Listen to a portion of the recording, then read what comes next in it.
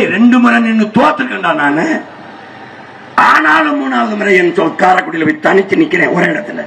என் பிள்ளைகள்லாம் கூப்பிட்டா திருவொற்றியூர்ல நிப்போ 2 போடுவோம் அப்படின்னு. என் கோட்பாட்டுக்கு எதிரு. ஒருத்தன் ஒரு பதவியில் இருக்கும்போது இன்னொரு பதவி போட்டி போடுவது ஜனநாயக துரோகம், மக்கள் விரோதம். ஒருத்தன் ஒரே நேரத்தில் 2 தொகுதியில போட்டி போடுறது மக்கள் விரோதம்.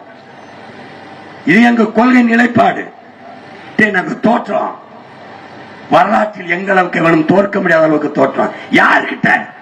எங்க ஆத்தாட்ட, என் அப்பன்ட்ட, என் மாமன்ட்ட, என் மச்சன்ட்ட பெருமையா இருக்குடா. என்னை தோக்கடித்தவன் என் தாய் தந்தையர் தான்.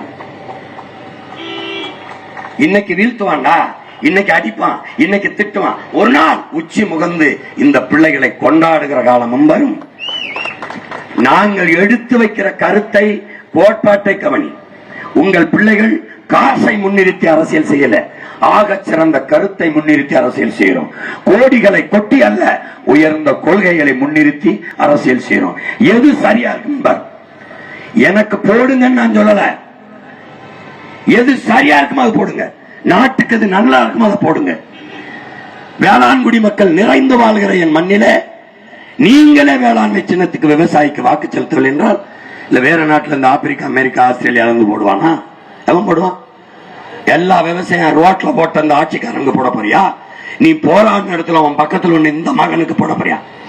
எல்லா இடத்திலையும் சொல்லுங்க. எந்த வேளாண் போராட்டத்தில் நான் பயங்கர கிழவ மகன், என் பிள்ளைகள் நாங்க நிக்கல. பிரச்சனையெல்லாம் தந்தவன் ஒரு பக்கம் நிக்கிறான், அதே கூட்டத்தோட நிக்கிறான், கோடி கோடியா கொட்டி நிக்கிறான்.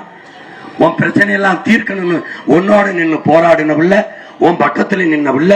உன் குறைய கேட்டு மனுவை வாங்கி உன் கண்ணீரை துடைச்சு நீ சாஞ்சலுக்கு தோலை கொடுத்து உன் கையை இருக பற்றி ஆறுதல் சொன்ன மகன், இந்த பிரச்சனையை தீர்க்க வந்த மகன் இந்த பக்கம் நிக்கிறேன்.